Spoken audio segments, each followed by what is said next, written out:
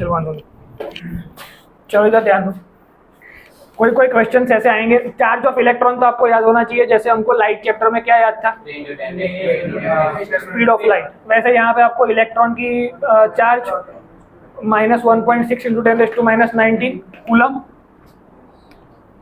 और पॉजिट्रॉन का plus, positron proton. Neutron का चार्ज क्या होता है, तो कभी न्यूट्रॉन।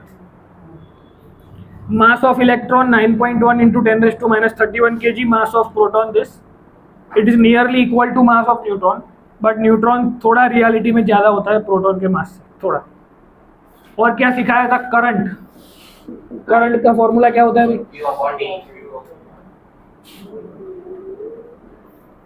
व्हाट एक एम्पियर करंट की डेफिनेशन कौन बताएगा? when we can say that कि 1 एम्पियर करंट पास हुआ है, class bench.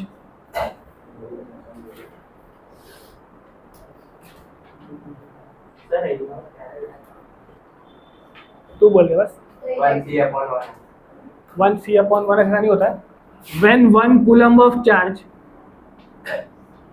is flowing in 1 second by in any, मतलब किसी भी कंडक्टर में से, in any conductor, if 1 coulomb charge is passing in 1 second, then we can say that 1 ampere current has been passed। मतलब simple जो सामने दिखा है वही लिखना है और कुछ नहीं है। उसके बाद पोटेंशियल का फॉर्मूला क्या था, वो तो ओम्स लॉ है। Potential at a point W/Q, इसका मतलब क्या होता है,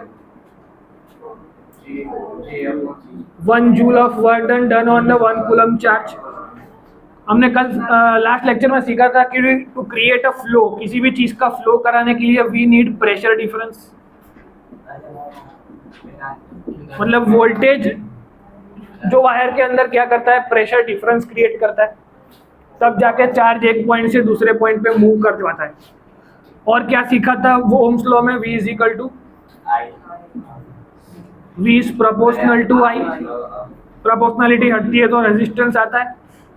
फिर रेजिस्टेंस का एक और फॉर्मूला हमने डिराइव किया था। रेजिस्टेंस किस पे डिपेंड करता है,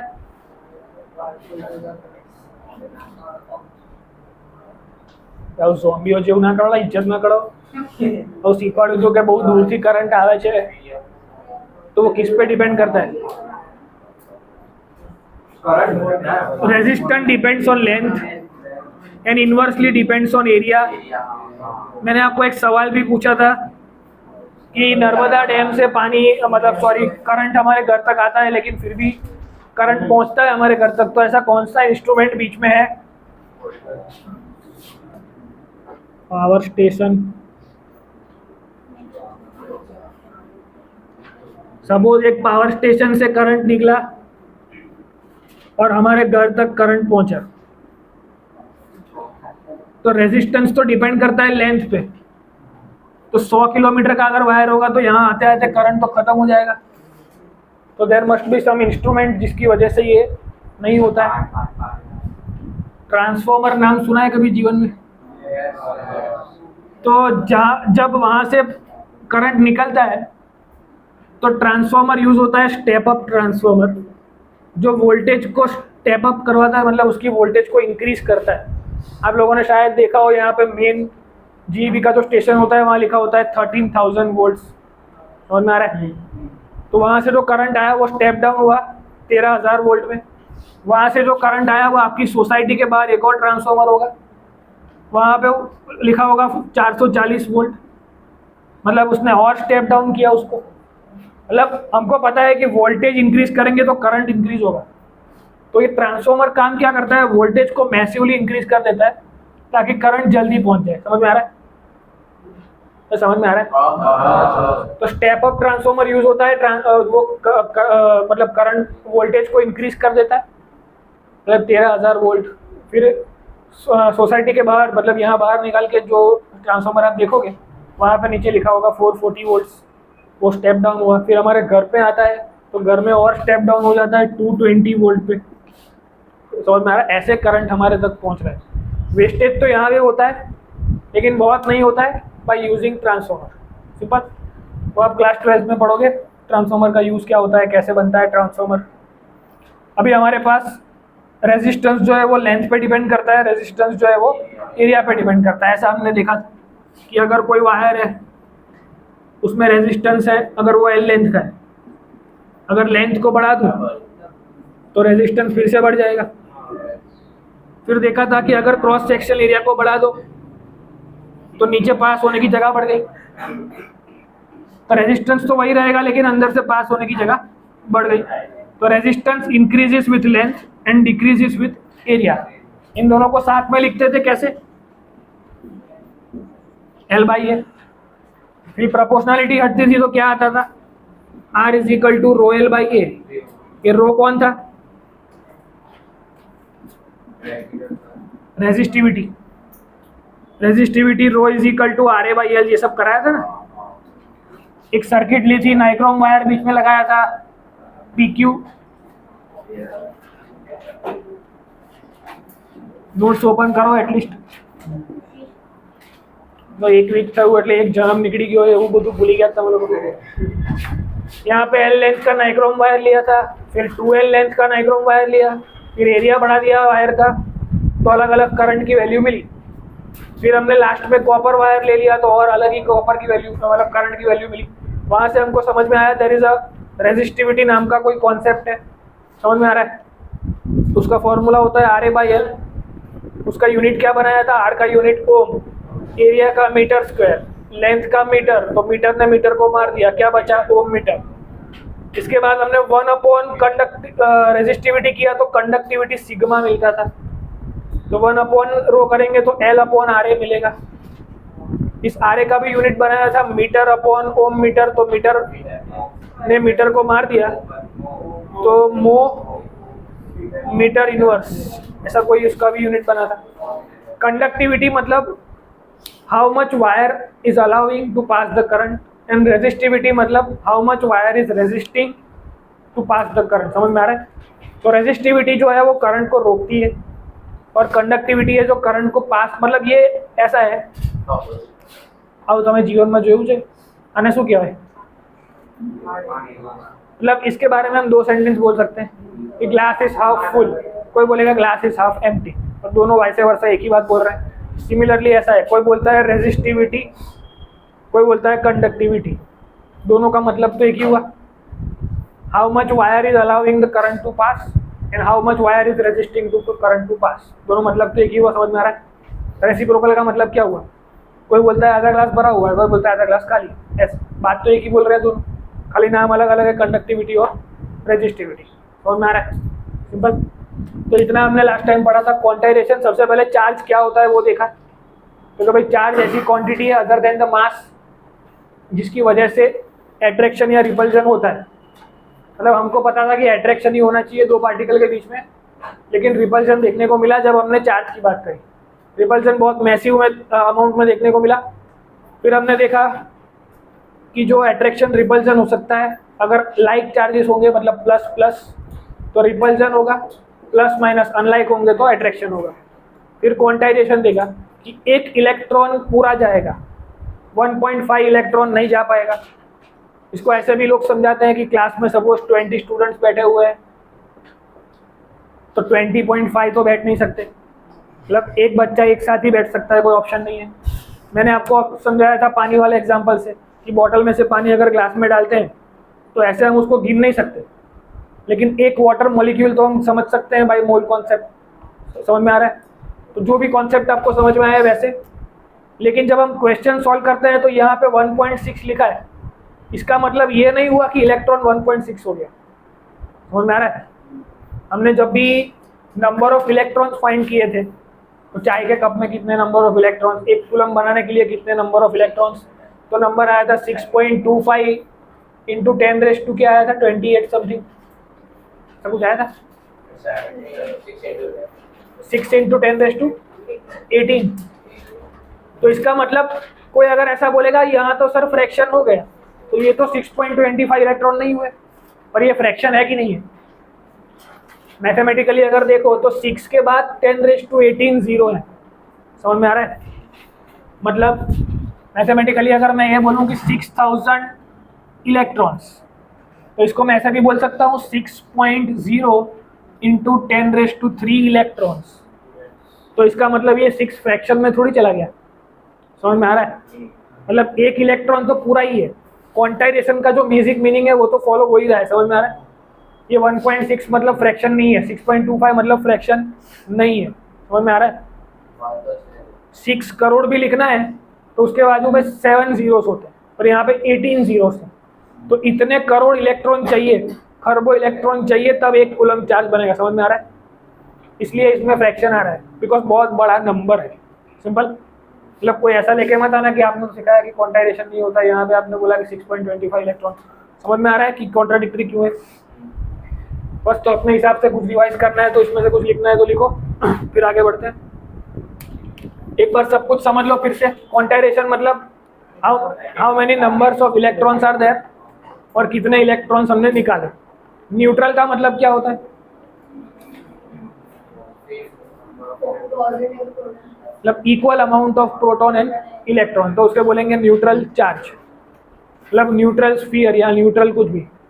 उसके बाद सबसे छोटा चार्ज जो होता है that is electron, minimum charge possible, तो वो इलेक्ट्रॉन। फिर वहां से हम गए थे करंट पे कि वही इलेक्ट्रॉन या वही चार्ज अगर किसी वायर के अंदर अगर मोशन करता है t1 टाइम में इधर, t2 टाइम में इधर, तो इसे बोल सकते हैं चार्ज ने अपना मोशन किया, विच मीन्स करंट। अब चार्ज को मोशन करवाने के लिए हमें कुछ वर्क डन करना पड़ा, तो हमें पोटेंशियल डिफरेंस अप्लाई करना पड़ा, तो work done on unit charge. इसका यूनिट हो सकता है वोल्ट, बिकॉज इसने वोल्टा ने ढूंढा था। इसका यूनिट एम्पियर, बिकॉज इसको एम्पियर ने ढूंढा था। उसके बाद ओम्स लॉ हमने सीखा था, उसका यूनिट था रेजिस्टेंस, का यूनिट था ओम, बिकॉज उसी के नाम पे। उसके बाद रेजिस्टिविटी का कंसेप्ट सीखा कि ये जो रेजिस्टेंस है वो लेंथ पे और एरिया पे डिपेंड करता है, मतलब जितना वायर लंबा होगा उतनी रेजिस्टिविटी बढ़ जाएगी। ठीक है, चलो। और कुछ क्या बाकी है? एक क्वेश्चन सॉल्व कराया था, उसमें कोई नोट लिखाया था कि भाई same appliance will have same amount of resistance irrespective of where we are taking the instrument. मतलब अमेरिका ले जा रहे हैं, यूएस, मतलब कहीं भी ले जा रहे हो इंस्ट्रूमेंट को, और इंस्ट्रूमेंट एक बार बन गया तो उसका जो रेजिस्टेंस है वो वही रहेगा। बस चलो, तो सब सेम पेज पर पहुंच गए। एक बार खुद से जो भी नोट्स लिखे हैं वो रब एक बार पढ़ लो, तो तक मैं ये रब कर लेता हूँ। पहला खुद उतारा। देखो, जितनी बार रिवाइज करोगे उतना अच्छा है। लास्ट में हम पूरा चैप्टर, सारे चैप्टर एक बार रिवाइज कराएंगे 1-1 घंटे में, पर ऐसे पूरा चैप्टर एक साथ बोर्ड पे लिख दूंगा तो समझ में आएगा? आएगा एक टाइम बाद।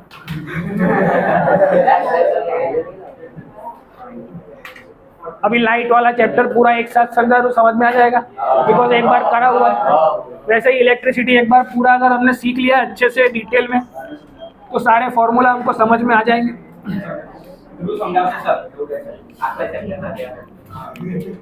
5 सितंबर समझाओ जी।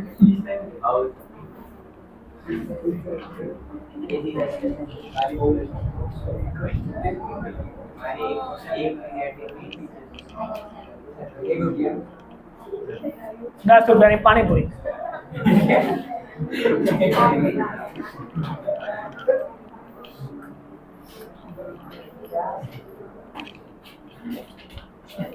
चलो, उसके बाद कौन सा एग्जाम्पल आए थे? 12.2 तक हो गया है।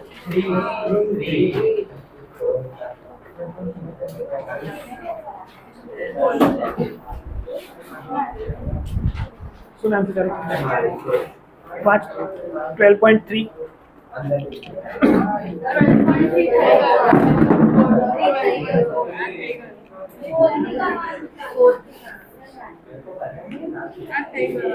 3 થઈ ગયો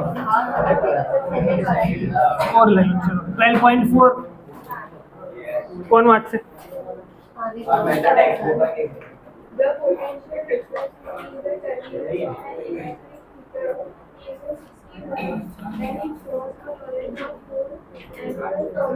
एक मिनट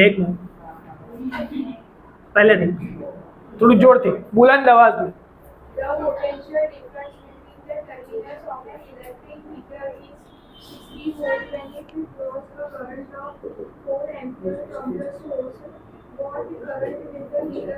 कितने एम्पियर का करंट है? ओके, उसके बाद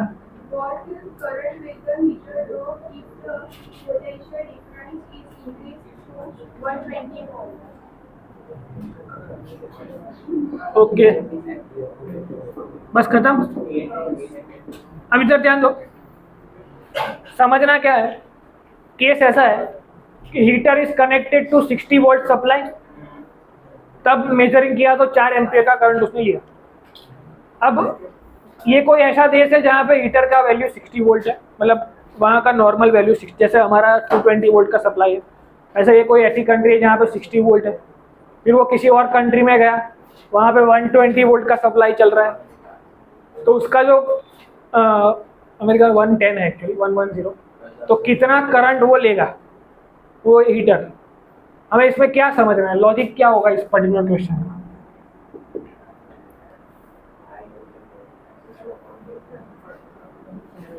लास्ट टाइम जो नोट लिखा था कि same appliance will have same resistance, मतलब यहाँ से हीटर का जो रेजिस्टेंस आएगा वही रेजिस्टेंस दूसरी कंट्री में जाओगे तो भी रहेगा, बिकॉज अप्लायंस वही है। समझ में आ रहा है?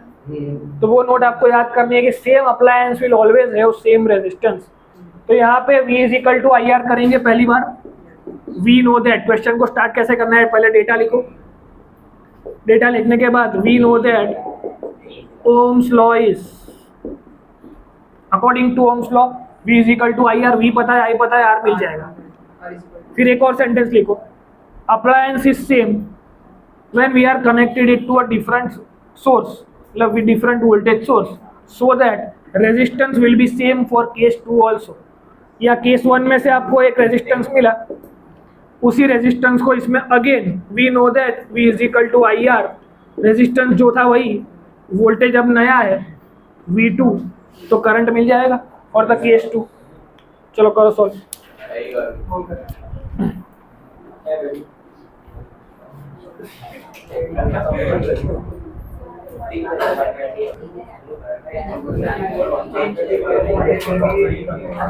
चलो इधर ध्यान दो, ओए बस। For case 1 V60 current is 4, तो रेजिस्टेंस मिलेगा 15। फॉर केस 2 वोल्टेज है 120 वोल्ट, करंट हमें फाइंड करना है, पर ये तो 15 ही रहेगा, तो I is equal to 120 upon 15। देखो यहाँ लॉजिकली ऐसा बन रहा है कि आप यूनिटरी मेथड करोगे तो आंसर आएगा, पर कई बार नहीं भी आएगा। उसके लिए हम एक ट्राई करके देखते हैं। Suppose we have a fan, we are operating at voltage 110 volt, and current is drawn by the fan is let's say 5 ampere.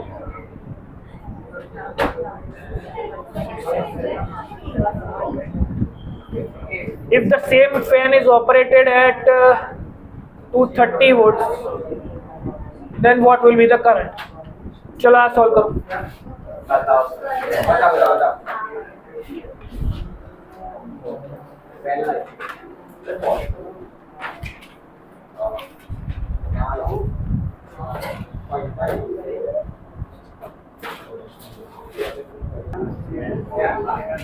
चलो આગળ વધો।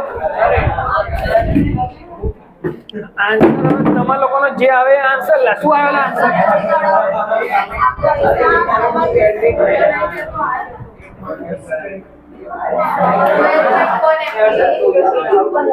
જો કરંટ નો આન્સર શું આવ્યો? 12.1 એમ્પિયર। 5 આવો આન્સર આવ્યો સર। 5 છે 8 है।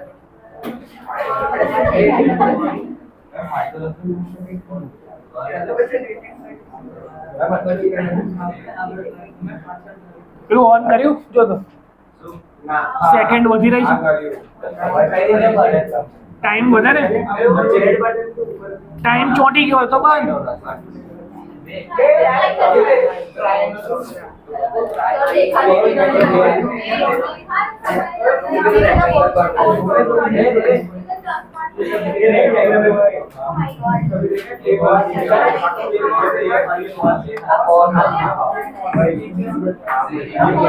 चलो इसके बाद कौन सा क्वेश्चन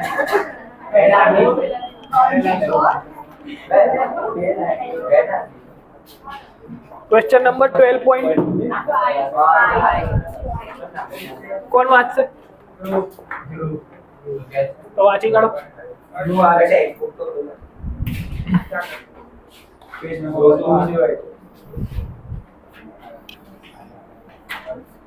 બંને એક જોડે ઉડાવી દઈએ 12.5 12.6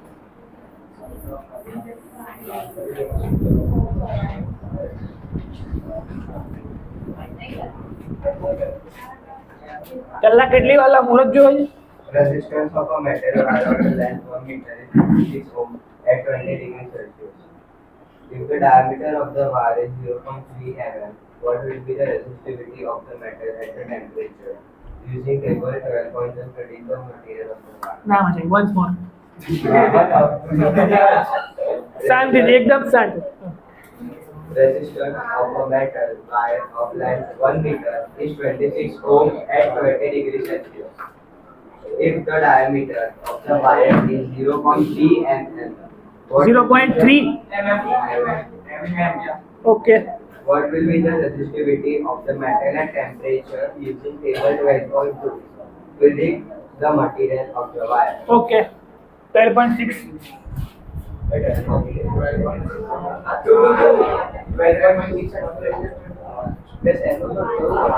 12.6 ला बाजूમાં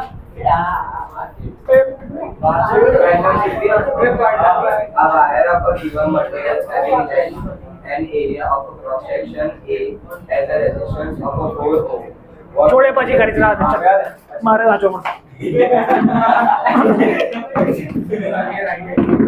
चलो इधर ध्यान दो क्वेश्चन ऐसा है कि एक वायर है 26 ओम का उसका रेजिस्टेंस है 1 मीटर की उसकी लेंथ है उसका रेजिस्टेंस 26 ओम है जब टेम्परेचर उसका 20 डिग्री सेल्सियस है डायमीटर उसका 0.3 mm है तो इतना डेटा हमको दिया है पूछा है रेजिस्टिविटी और जो आंसर आएगा उसे रेजिस्टिविटी के टेबल में हम चेक करेंगे तो हमें पता चल जाएगा कि यह मटेरियल कौन सा है समझ में आ रहा है क्या हुआ तो रेजिस्टिविटी रो का फॉर्मूला क्या होता है सबसे पहले ये बताओ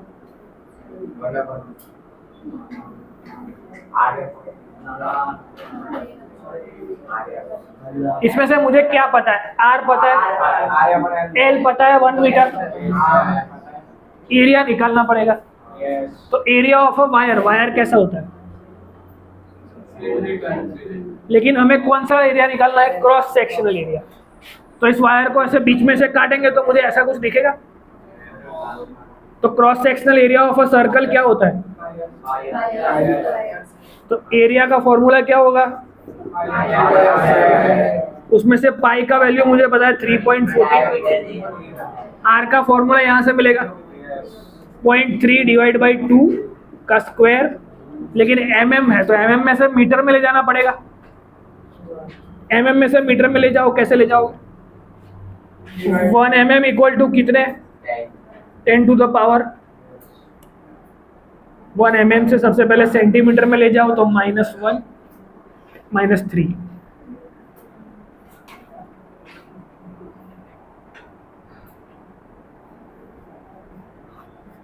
1 mm इक्वल टू 10⁻⁻1 सेंटीमीटर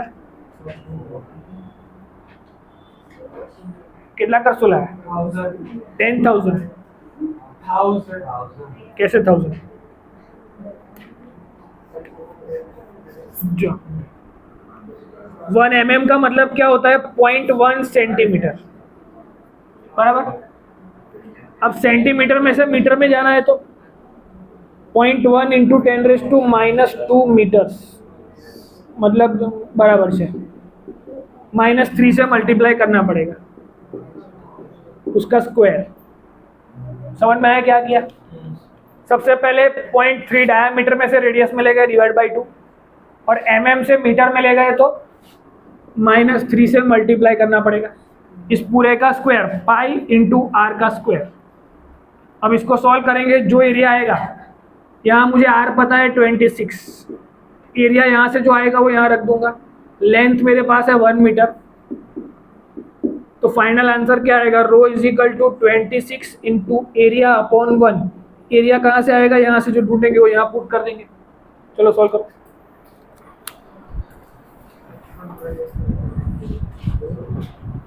समझ आओ उसको तो mm मध्ये मीटर में लई जाओ।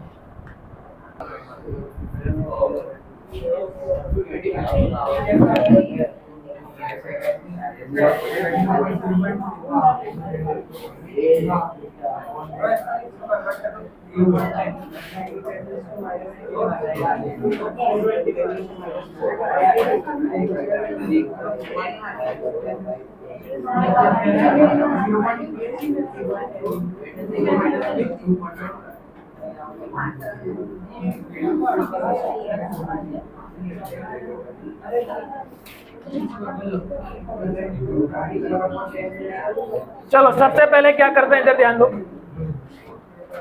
इस सारी 10 टू द पावर को एक साइड ले जाओ, तो इधर 10⁻³ इंटू -3 तो -6 हो जाएगी, बिकॉज मल्टीप्लिकेशन में पावर ऐड होती है।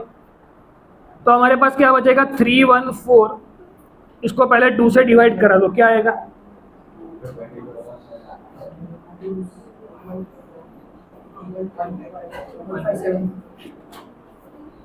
157 इंटू 3 इंटू 3, ऐसा बचा।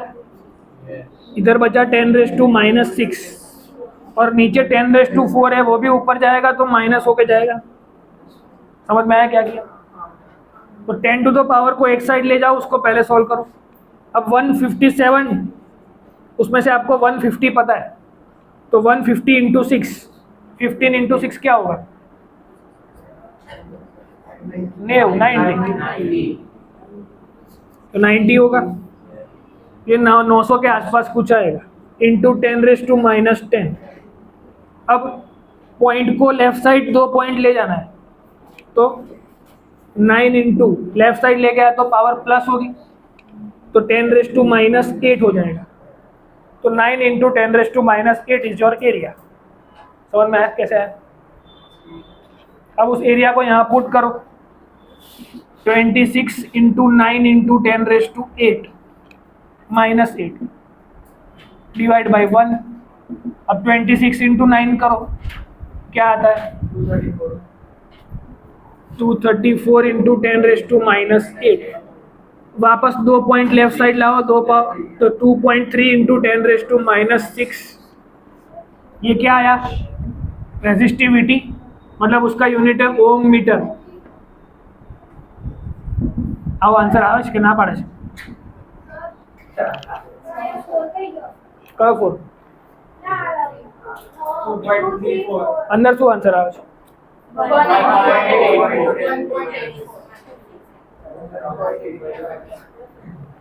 157 इंटू 3 इंटू 3 કરો બરાબર, જો શું આવે છે। આ તો આશરે આપણે 900 લઈ લીધું છે।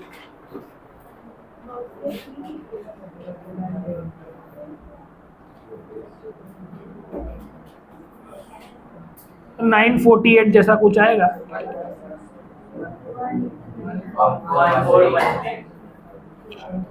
141, बस तो एक भूल थी। तो इधर 1413 आएगा। अब इसमें 3 पॉइंट जाएंगे तो 1.4 बन जाएगा। अब 3 पॉइंट जाएंगे तो ये -7 बचेगा। अब 1.4 को मल्टीप्लाई कराओ 26 से,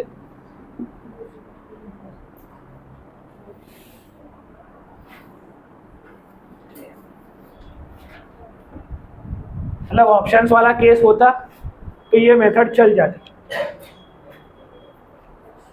पर हमें एक्यूरेट आंसर लाना है तो हमें थोड़ा एक्यूरेट सॉल्व करना पड़ेगा। इतना भी राउंड ऑफ नहीं कर पाएंगे। इसको 160 करता तो अच्छा रहता है। समझ में आ रहा है? 7 माइनस कर दिए, उससे अच्छा 160 इंटू 6 किया होता तो थोड़ा और नज़दीक पहुंच पाते। मतलब हमको जैसा इजी लगता है वैसे उसको हमें कैलकुलेशन में चेंजेस कर सकते हैं। सो आयो भाई 26 कम आटलू खराब आवे पहला अंदर एरिया शू आवे छे बताओ।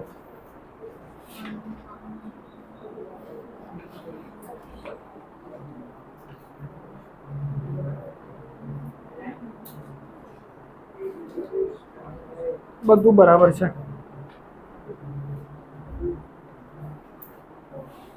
મારે જ કરવું પડશે।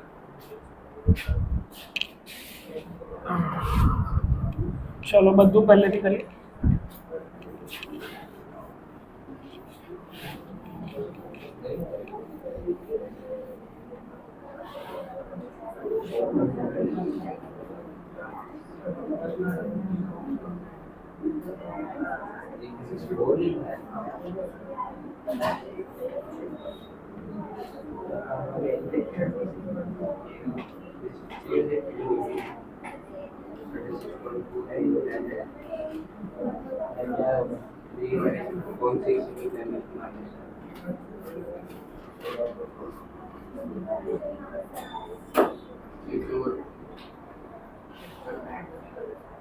चलो ऐसा कुछ आएगा r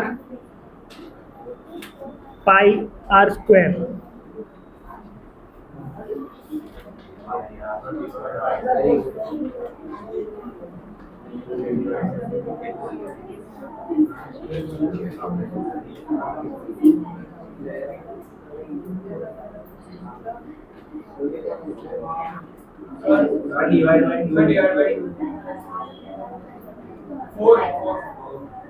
कैसे डिवाइड बाय 4 था?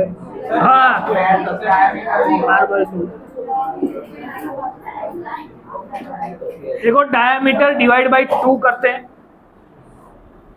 तो 2 का भी स्क्वायर होगा। ये देखो d बाई 2 का स्क्वायर मतलब r का स्क्वायर तो r तो ये इसका पूरे का इसका भी 2 और इसका भी 2 तो 4 आएगा। तो यहाँ पे एक 4 बचेगा। That was the mistake. तो 4 6 है 6 into 3 समझाओ जो r का फॉर्मूला r एरिया का formula pi r square divide by l। r की जगह रख सकता हूँ 26, पाई की जगह रख सकता हूँ 3.14, r की जगह रख सकता हूँ d बाई 2 का स्क्वायर और l की जगह रख सकता हूँ 1। तो 26 इंटू 3.14 इंटू डी डायमीटर क्या है 0.3 इंटू 10⁻³ डिवाइड बाई 2 का भी स्क्वायर। तो लास्ट टाइम भी गलती क्या करी थी रेडियस डिवाइड बाई 2 और इस पूरे का स्क्वायर है। समझ में आ रहा है सर 1.8 એટલે આ નીચે 4 આવશે। હવે આન્સર આવી જશે। सर आई क्यों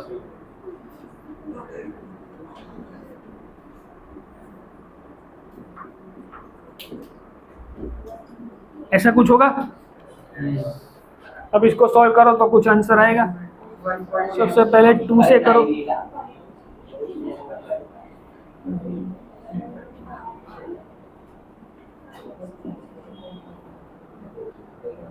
one 57 into 13 into 3 into 3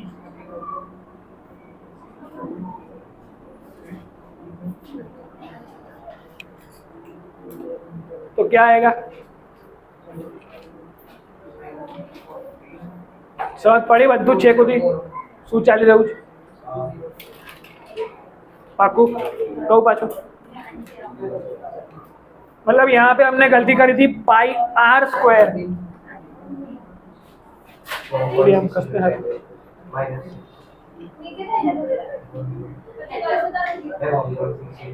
sir I into 10⁻⁻⁻। ये 157 इंटू 13 इंटू 3 इंटू 3 करो क्या है 1836। अब यहाँ से 1 2 3 4 पॉइंट ले जाना है 1.8 तो 1.8 और लेफ्ट साइड किए तो प्लस होगा इसमें तो 1.84 इंटू 10⁻⁻⁶। अब आएगी आंसर હવે આને ટેબલમાં ચેક કરો કે 1.84 કોણ છે, તો વાયર જે છે એ કયોનો વાયર હશે? મેંગેનીઝનો. Mg કે Mn?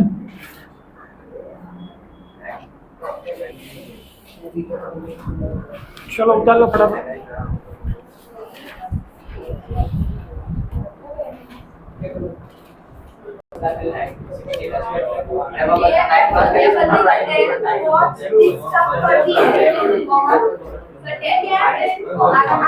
કોઈ જગ્યા બદલી કેમ? ચલો 12.6 ઉતારો મારી દીધો. વાંચ તો હવે 12.6 વાંચ. A wire of given material having length L and area of cross section A has a resistance of 4 ohm. What would be the resistance of another wire of the same material having length half L by 2 and the area of cross section 2? देखो इधर ध्यान दो, क्या किया? पहले मेरे पास L length का कोई वायर है और एरिया उसका A है, इसका मटेरियल है M1, फिर मैंने सेम मटेरियल, वही मटेरियल M1 मटेरियल ही लिया फिर से, और वायर की लेंथ मैंने हाफ कर दी, लेकिन एरिया डबल कर दिया, एरिया 2 है, लेंथ कर दिया हाफ. तो हमको पता है कि रेजिस्टेंस डिपेंड करता है लेंथ और एरिया पे, मतलब there will be some change here. तो सबसे पहले इसके लिए फॉर्मूला बनाऊं तो rho is equal to RA by L बनेगा. उसमें से R का फॉर्मूला क्या बनेगा? उबर एक वस्तु समझ, मटेरियल सेम का मतलब क्या हुआ? जो भी रेजिस्टिविटी इस वायर की होगी वही रेजिस्टिविटी इसकी होगी. ये सबको समझ में आ रहा है? बिकॉज मटेरियल इज सेम, तो कॉपर का जो रेजिस्टिविटी है वही होगा यहाँ भी और यहाँ भी. तो मतलब रो विल बी कांस्टेंट यहाँ भी और यहाँ भी. तो यहाँ रो का फॉर्मूला बना, R का वैल्यू है 4A बाई L. इसको नाम दे दो इक्वेशन नंबर 1. 4 तो આપેલી જ છે ને. હવે અહીંયા પાછું રો નું ફોર્મ્યુલા બનશે RA बाई L, बट इधर एरिया नया है और लेंथ भी नहीं. एरिया कितना है? 2A और लेंथ कितनी है? L by 2. तो 2 ऊपर चला जाएगा तो आंसर क्या आया? 4RA by L. अब यहाँ पर रो की जगह मुझे पता है 4A बाई L. समझ में आ रहा है क्या करना है? तो इक्वेशन नंबर 1 की वैल्यू इस रो की जगह लिख सकता हूँ. तो L L A कैंसल, तो R इक्वल टू क्या आ जाएगा? 1 ओम. समझ में आया कैसे किया? Because the material is same, resistivity will be same in the first case also, in the second case also. तो मैं यहाँ से रेजिस्टिविटी सेम है इसलिए इसका वैल्यू बना के दूसरी इक्वेशन में डाल दूंगा. Put out.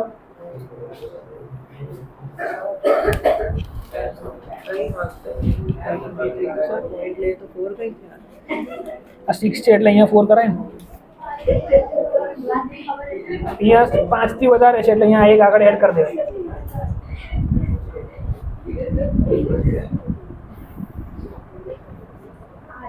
હવે 15-20 મિનિટ અહીં ધ્યાન આપવું પડશે.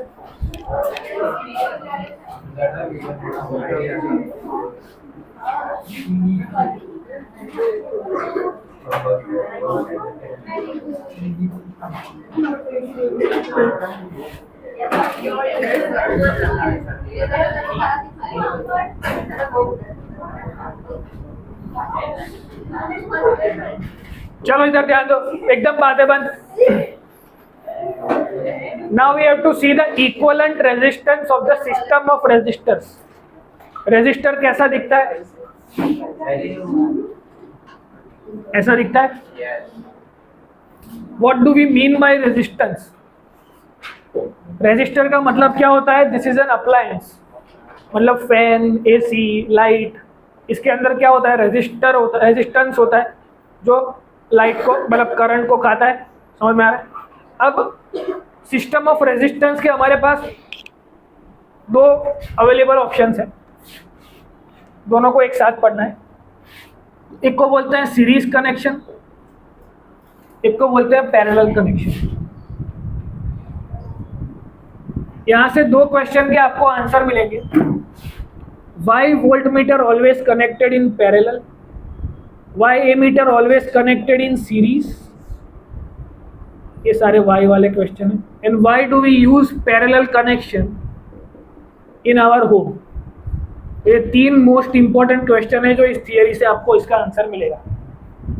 पैरेलल इन होम, बराबर, लोग भूल जाओ, निकल लाइन लिख दो।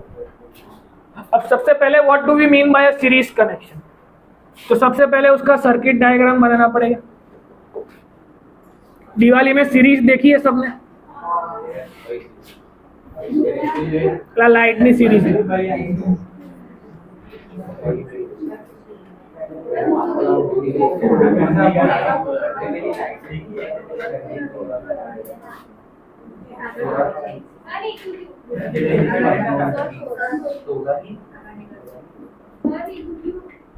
सुधा સમજના ચાલશે, આપણે એવી કોઈ મોહ માયા છે જ નહીં।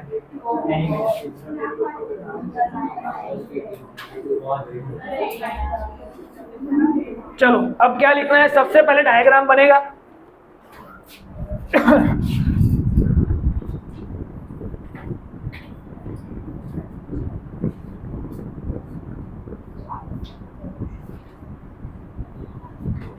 કશું લખવા નહીં, ચૂપચાપ બેહી રહો, હું કહું પછી જ લખજો।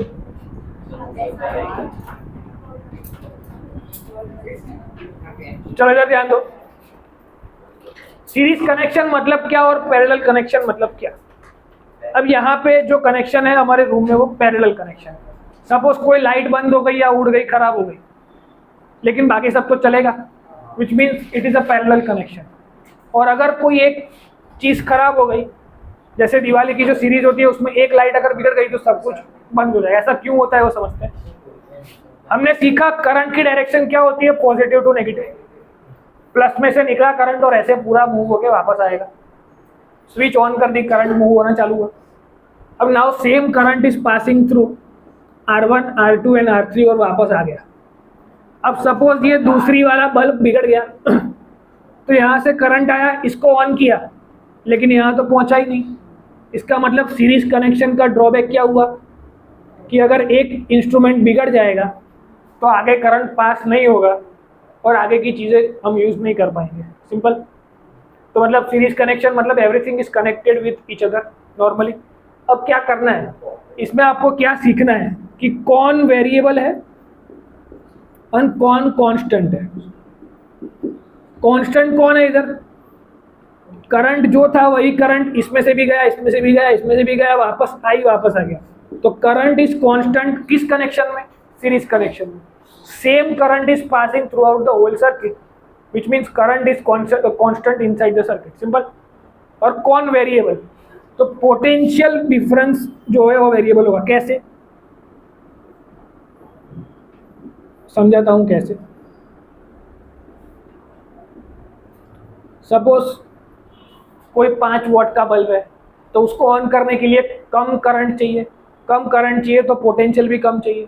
लेकिन कोई बहुत बड़ा हेलोजन लाइट है तो उसको ऑन करने के लिए ज़्यादा करंट चाहिए, तो अगर ज़्यादा करंट चाहिए तो उसको ज़्यादा पोटेंशियल देना पड़ेगा।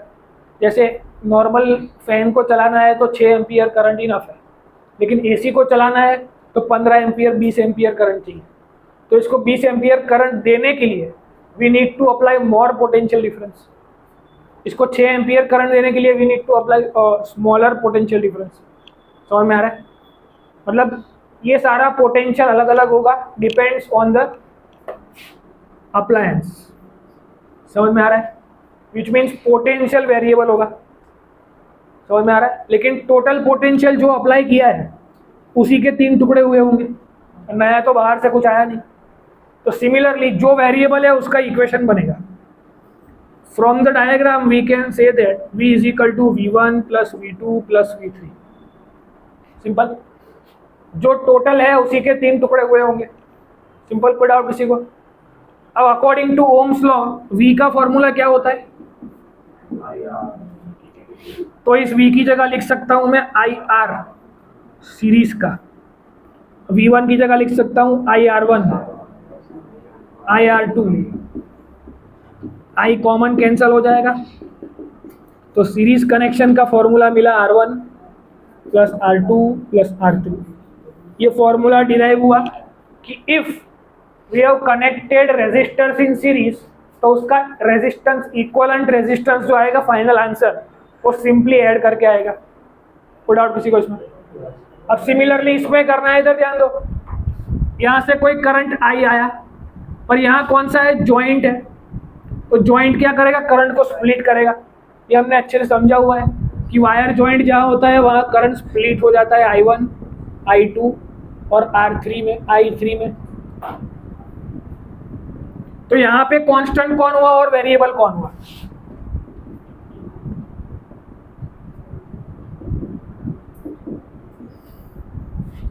करंट वेरिएबल हो गया बिकॉज जॉइंट से वो स्प्लिट हो गया, तो current is variable in parallel connection.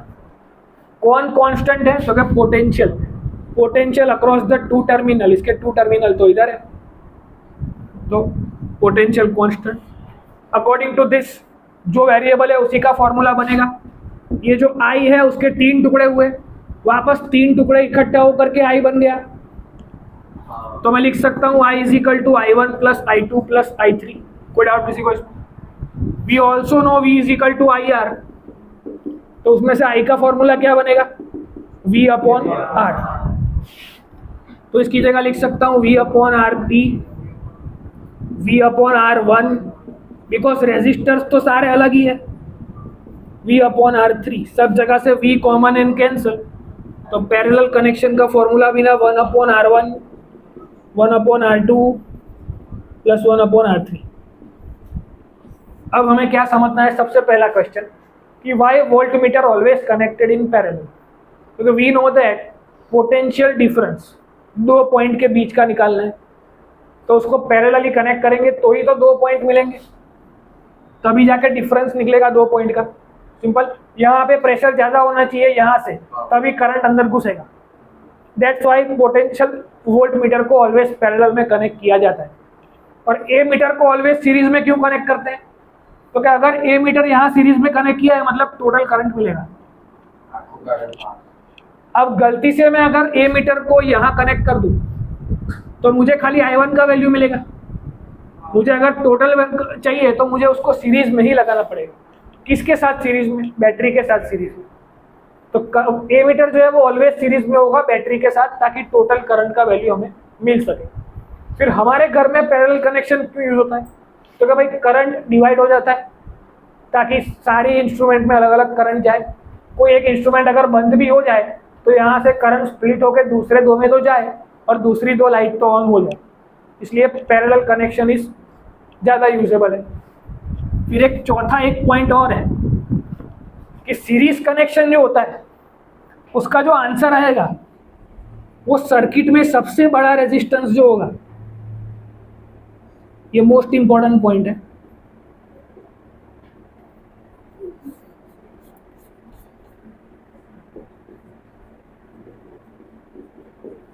कि सीरीज रेजिस्टेंस का जो आंसर आएगा वो सर्किट में सबसे बड़ा रेजिस्टेंस जो होगा उससे भी बड़ा आएगा, और पैरेलल कनेक्शन का जो आंसर आएगा वो सर्किट में सबसे छोटा होगा, लीस्ट उससे भी छोटा आएगा। कैसे, हम उसको प्रैक्टिकली करके देखते हैं। सपोज मैंने 2 रेजिस्टेंस लिए, एक 2 ओम का और एक 4 ओम का, दोनों को सीरीज में कनेक्ट कर दिया, तो इसका आंसर क्या आएगा, 2 + 4 6 ओम्स। अब इन दोनों को मैंने पैरेलल में कनेक्ट कर दिया, तो 1/2 प्लस 1/4, 1/2 मतलब आधा रुपया, 1/4 मतलब 25 पैसा, तो 0.75। और now 0.75 is less than 2 ohms. समझ में आ रहा है? सर्किट का सबसे छोटा रेजिस्टर कौन सा था, 2 ओम, तो 2 से भी छोटा आया, मतलब पैरेलल रेजिस्टेंस का जो आंसर आएगा वो सर्किट के सबसे छोटे से भी छोटा आएगा, और सीरीज का जो आंसर आएगा वो सर्किट में सबसे बड़े से भी बड़ा आएगा। समझ में आ रहा है क्या बोल रहा हूँ? कि सीरीज कनेक्शन में जो आंसर आएगा that will be greater than the greatest resistance in the circuit, और पैरेलल कनेक्शन में जो आंसर आएगा that will be lesser than the least resistance in the circuit. ये उसका एग्जांपल हो गया कि सीरीज रेजिस्टेंस कब यूज करेंगे, तो कि जब हमें रेजिस्टेंस को इंक्रीज करना है। पैरेलल को कब यूज करेंगे, जब हमें रेजिस्टेंस को डिक्रीज करना है। तो इसमें एक और पॉइंट लिख सकते हैं कि सारी चीजें यूज हो सके, प्लस घर का जो ओवरऑल रेजिस्टेंस है वो कम हो जाए। दैट्स वाई पैरेलल कनेक्शन हम यूज करते हैं। सिंपल। तो सीरीज पैरेलल का पूरा बोर्ड वर्क एक साथ लिखो, दोनों को ऐसे कंपेयर करके लिखो। सबसे पहले सर्किट डायग्राम, फिर डिस्क्रिप्शन, फिर सीरीज में करंट कांस्टेंट। तो जैसे ही सर्किट डायग्राम बनाओगे आप समझ जाओगे बिकॉज सेम करंट पास हो रहा है। इसके अलावा कौन होता है, तो वेरिएबल भी, उधर इसका उल्टा कर दो। फिर जो वेरिएबल है उसका इक्वेशन बनाओ, उसमें ओम्स लॉ की वैल्यू पुट करो तो आंसर आ जाएगा। एकदम सिंपल डेरिवेशन।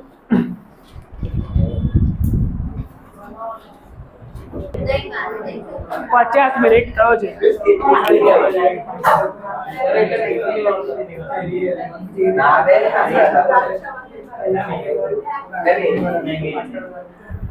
ચલો એક્ઝામ્પલ નંબર 12.7 વાંચો. દર શનિવારે આપણે માની જ લઈએ છીએ.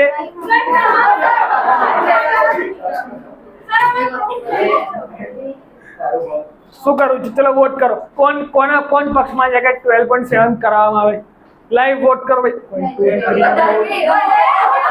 હવે 4 5 1 2 3 4 5 6 7 8 9 10 બસ થઈ ગયું. ચલો જીતી ગયા 12.7. ચલો વાંચો. જેને સૌથી વધારે દુઃખ છે વાંચશે. તું વાંચ.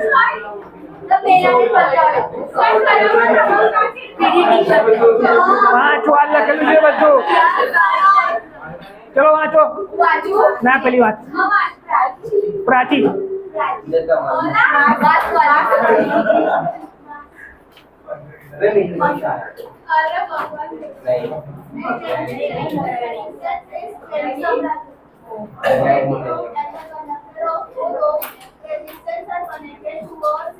रहा दे, चाल से रहा दे.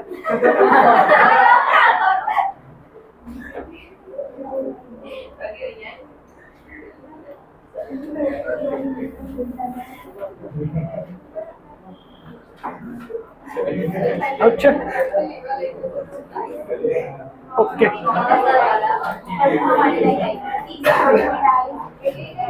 कोई एक्सपीरियंस पर्सन किया बात तो. Example 12.7. An electric lamp whose resistance is 20 ohm and a conductor of 4 ohm resistance are connected to a 6-volt battery. Calculate the total resistance of the circuit. B. The current through the circuit. And C. The potential difference across the electric lamp and current.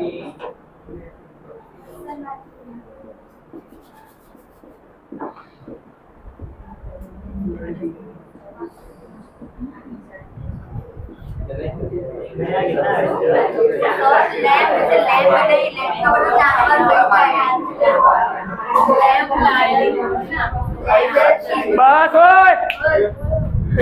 चलो ध्यान दो. ये battery के साथ connected है एक conductor 4 ओम का और एक बल्ब 20 वोल्ट का 20 ओम का. तो ये कनेक्शन सीरीज है कि पैरेलल? सबसे पहले वो बताओ. ओके.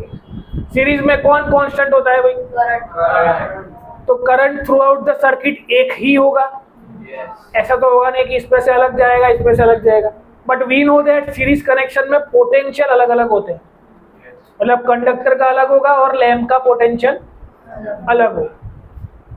तो हमें उन दोनों पोटेंशियल को फाइंड करना है, टोटल रेजिस्टेंस को फाइंड करना है. अब टोटल रेजिस्टेंस सीरीज कनेक्शन का formula simple summation of the given resistance. यहाँ से RS मिल जाएगा. मतलब सीरीज रेजिस्टेंस का equivalent resistance, total resistance of the circuit ये मिल गया. अब मुझे करंट चाहिए तो V is equal to IR. Total battery का V मुझे पता है 6. तो टोटल करंट मिल जाएगा. अगर मैं इधर RS का वैल्यू लिख दूंगा तो RS भी मिल गया, करंट भी मिल गया. पर मुझे लैंप के लिए चाहिए और कंडक्टर के लिए चाहिए. तो दोनों के लिए अलग से फॉर्मूला बनेगा, V of lamp will be IR, उसमें रेजिस्टेंस ऑफ लैम्प यूज होगा, रेजिस्टेंस लैम्प का यूज होगा, और करंट टोटल सर्किट का यूज होगा। तो यहाँ से V लैम्प भी मिल जाएगा और V कंडक्टर भी मिल जाएगा कि current and resistance of the conductor.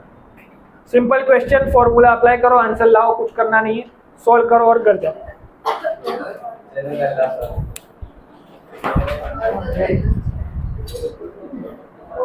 Sir आएगा। चलो सबसे पहले टोटल रेजिस्टेंस निकालना है सीरीज का, तो क्या होगा R1 प्लस 4 प्लस 20 तो 24 को, फिर टोटल करंट निकालना है तो V equal to IR, where 6 is equal to I into 24, तो I is equal to 6 upon 24, 6 चौक 24, 1 अपॉन 4.25 एम्पियर। फिर क्या करना है, voltage of the lamp equal to current into resistance of the lamp. तो करंट है आपका 1/4, रेजिस्टेंस है 20, तो 5 वोल्ट, ये हुआ voltage of lamp. Potential of conductor IR, current is 1/4, resistance है उसका 4, तो 1 वोल्ट। Thank you, complete. कोई ना आवड़્યું એવું भाई?